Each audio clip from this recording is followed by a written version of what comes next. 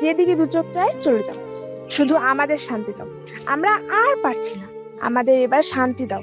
বিশ্বাস করো, তোমার এই বারবার একঘেয়েমি ব্যাপারগুলোতে আমার প্রচন্ড রাগ ধরে। কি বলছো তুমি পার্বতী?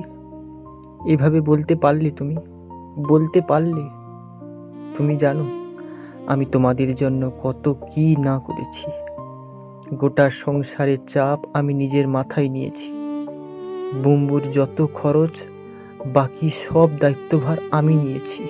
তাতে কি, নিতে তো তোমাকেই হবে। দেখো, আমি আর একটুর জন্যও তোমার সাথে বকতে চাই না। চলে যাও আমার চোখের সামনে থেকে, চলে যাও বলছি। আর কোনো কথা বলল না মোহিত। খুবই ব্যথিত সে। বাড়ি থেকে বেরিয়ে মনের দুঃখে যেতে থাকলো রাস্তাতে। আজ তার মনেতে অনেক গ্লানি, অনেক দুশ্চিন্তা, অনেক সংশয় বাসা বেঁধেছে। সব কিছু যেন গুরুত্বহীন লাগছে তার। যে মেয়েটা তাকে সারা জীবন আগলে রাখত, সেই তাকে সহ্য করতে পারছে না।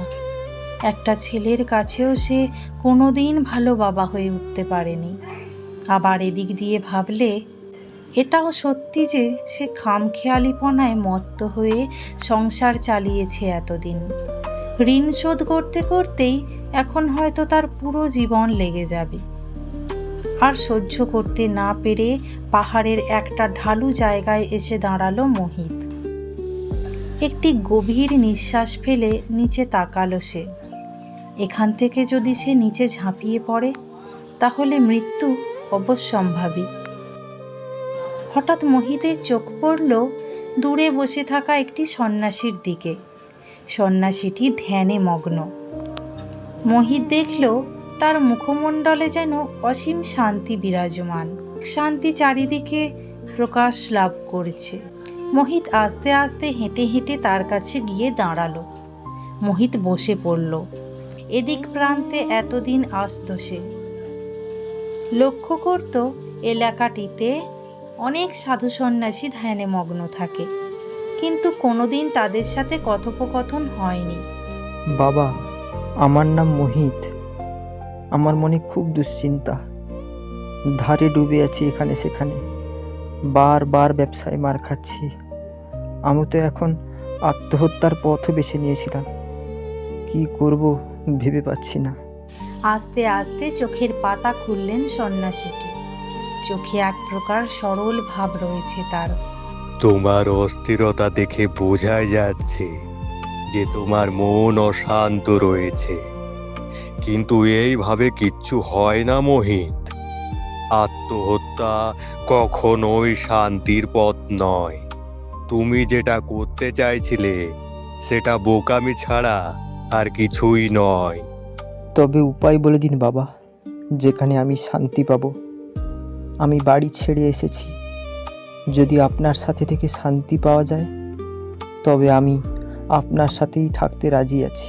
সন্ন্যাসীটি মৃদু হাসলেন, বললেন, ঠিক আছে, তাই হবে। আজ থেকে তুমি আমার কাছেই থাকবে। আর হ্যাঁ, শুনে রেখো মোহিত, আমি যা যা কাজ বলবো তোমাকে, তা অক্ষরে অক্ষরে পালন করতে হবে। তুমি কি রাজি? হ্যাঁ বাবা। এরপর দিনের পর দিন যেতে থাকে।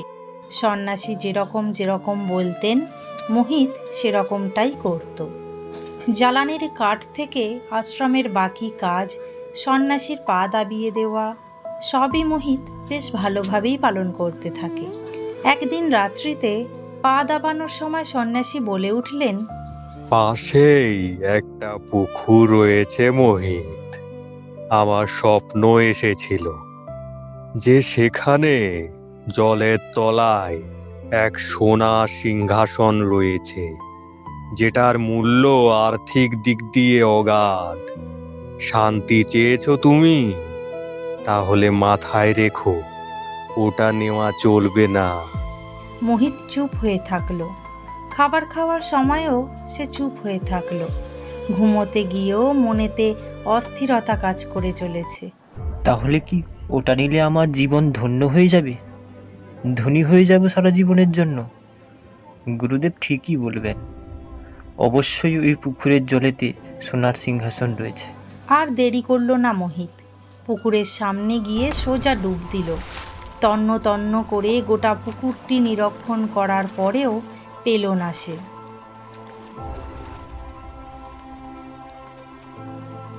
আশ্চর্য হলো খুব সে। বারবার একটা ভাবনায় আসতে থাকলো। গুরুদেব কি তাহলে মস্করা করলেন আমার সাথে? তিনি এরকম কেন করবেন? আশ্রমে লুকিয়ে ফিরে এলো সে। পরের রাত্রিতে পা দাবানোর সময় সন্ন্যাসীর মুখের দিকে তাকিয়ে থাকলো তীক্ষ্ণ দৃষ্টিতে মোহিত। সন্ন্যাসীটি চোখ বুজে শুয়ে রয়েছেন। মোহিত ভাবছিল আজকেও যদি তিনি কোনো দিব্য স্বপ্নের আভাস দেন। মোহিত, সামনের একটা বাবলা গাছেতে থামলেন কেন গুরুদেব? বলুন, কি আছে বাবলা গাছেতে? গাছেতে একটা ছোট্ট হীরা পুঁটলির ভেতরে রয়েছে, কিন্তু তুমি সেটা নিও না যেন। মোহিতের চোখ বড় বড় হয়ে গেল। ভাবল, হীরা? এটা তো আমার কাছে এলে আমাকে তো আর দেখতে হবে না। ব্যবসার কি দরকার? মোহিত, আমাদেরকে সব সময় চেষ্টা করা উচিত যেন লোভ গ্রাস না করে ফেলে। অধিক লোভ অর্থাৎ শান্তি নষ্টের মূল কারণ। চিন্তা করবেন না গুরুদেব, শান্তির খোঁজেই থাকবো আমি। অর্ধেক রাত্রিতে বাবলা গাছের কাছে এসে হাজির হলো। বহু কষ্টে কাঁটার খোঁচা খেতে খেতে গাছে উঠেও কোনো পুঁটলির দেখা সে পেল না। নিরাশ হয়ে নিচে নেমে এলো। উপরে তাকিয়ে ভাবল, তাহলে কি কেউ আমাদের কথা বলার সময় কান পেতে থাকে, নাকি গুরুদেব আমার সাথে সত্যিই মস্করা করে চলেছেন? এই ভেবে মোহিত আশ্রমে ফিরল লুকিয়ে লুকিয়ে। পরের রাত্রিতে সে খুবই সতর্ক রয়েছে। বাইরের দিকে বারবার তাকাচ্ছে সে। সময় সময় সন্ন্যাসীর মুখের দিকেও তাকাচ্ছে। অনেকগুলো ইঁদুর সোনার উপর জহরত পাহারা দিচ্ছে। সেখানে একটা বড় বাস্কতে সেগুলো রয়েছে। ধারে ধারে অনেকগুলো ইঁদুর সেগুলো পাহারা দিচ্ছে। কোথায় গুরুদেব, কোথায় বলুন? যে কক্ষে আমরা কম যাই, কিন্তু তুমি ওগুলো নিতে পারো। শুধু ইঁদুরগুলোকে মেরে ফেলতে হবে। বুঝেছো তো মোহিত? ঠিক আছে গুরুদেব।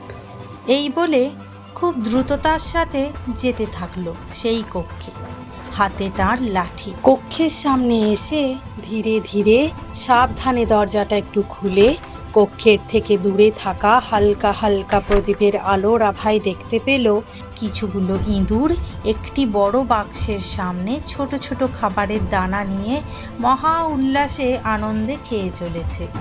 তাদের মধ্যে যেন ফুর্তির একটা ছাপ রয়েছে, যেন এই খাবারই তাদের শান্তি। এক মুহূর্তের জন্যে একদম চুপ হয়ে থাকলো মোহিত। সন্ন্যাসীর পায়ের কাছে এসে ধীরে ধীরে বসে পড়ল সে। সন্ন্যাসী মৃদু হেসে বললেন, কি হলো মোহিত, বাস্কটা নাওনি কেন? নিজের সুখের জন্য এতগুলো প্রাণ নেওয়া ঠিক নয় গুরুদেব। ওদের কাছে খাবারটাই আসল শান্তি। একটু খাবার পেলেই তারা সন্তুষ্ট। আমি নিতাম সেই বাক্স, কিন্তু আমি পারলাম না গুরুদেব। আমার হাত কেঁপে উঠল। আমি বড্ড লোভে পড়ে গিয়েছিলাম।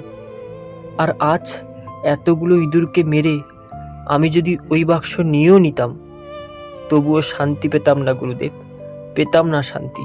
সন্ন্যাসী মৃদু হাসলেন, বললেন, ঠিক বলেছ বৎস, তুমি বুঝতে পেরেছ। তোমার পরীক্ষা ছিল এটা, আর একটা বড় শিক্ষা। তুমি যখন ওই পুকুরে ডুব দিলে, তখনও আমি তোমায় দেখেছি। তুমি যখন গাছে চড়লে, তখনও আমি তোমায় দেখেছি। লোভ তখন তোমায় পুরোপুরি গ্রাস করে নিয়েছিল। ইঁদুরের কাছে যে বাস্কটা আছে, সেটাতে কিচ্ছু নেই। ওটা আমারই পরিকল্পনা ছিল। আমার কিছুজন সঙ্গ গিয়ে বন্দোবস্ত করে দেয়। এই সব পরিকল্পনা তোমায় শিক্ষা দেওয়ার জন্যেই প্রস্তুত করা ছিল। শান্তি তো আমাদের কাছেই আছে, আমরা ব্যাস সেটা থেকেও দেখতে পাই না, পড়ে থাকি সেটা নিয়ে যেটা আমরা পাই না। আমরা অন্ধের মতো দৌড়াতে থাকি, কিন্তু যেটা আছে সেটা নিয়ে ঘুরেও তাকাই না। তুমিও দেখো মোহিত, তোমার কাছেও এমন কিছু কিছু বিষয় রয়েছে যেগুলোতে তোমার অগাধ শান্তি লুকিয়ে রয়েছে।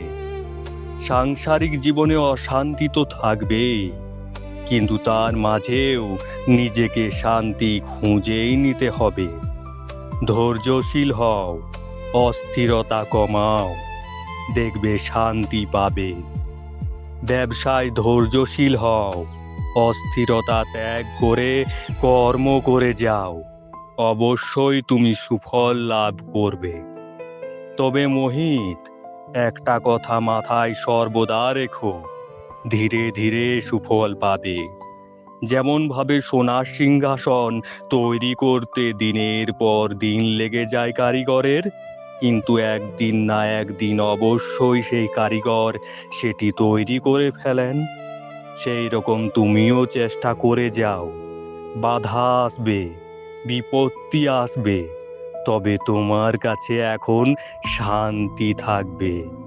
কর্ম করে যাও মোহিত, ফল তো ভগবান দেবেন।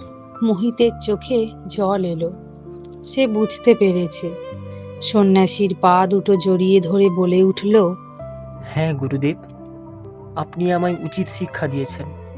আমি সব কিছু বুঝতে পারলাম। আমার স্ত্রী আমার জন্যই ব্যথিত। আমি সব সময় বেশি চেয়েছি, সহজ রাস্তা খুঁজেছি। আমি কোনোদিন আমার ছেলের কাছে ভালো বাবা হয়ে উঠতে পারিনি, কিন্তু এবার আমি চেষ্টা করে যাব, আপনার বাণী শুনে যাব। অনেক অনেক ধন্যবাদ গুরুদেব, অনেক অনেক ধন্যবাদ। সন্ন্যাসীটি মৃদু হাসলেন। পরদিন মোহিত সন্ন্যাসীটির পায়ে প্রণাম করে বাড়ির পথে হাঁটা দিল। মনের সব গ্লানি যেন নিমেষের মধ্যে দূরে চলে গিয়েছে তার। বাড়ি আসতে তার বউ তাকে দেখে কান্না শুরু করলো। ছেলেও কাঁদছে। মোহিতের বুঝতে বাকি নেই এটা হলো খুশির কান্না, ফিরে পাওয়ার কান্না। এরপর থেকে মোহিত ভালোভাবে ব্যবসা চালাতে থাকে। দিনের পর দিন কেটে যেতে থাকে, ঋণ শোধ করে, ব্যবসায় উন্নতি বাড়তে থাকে। মোহিত খুবই খুশি হয়, শান্তি পায় মোহিত। একদিন ফেরার পথে জঙ্গলের দিকে তাকিয়ে বলে ওঠে, ধন্যবাদ গুরুদেব।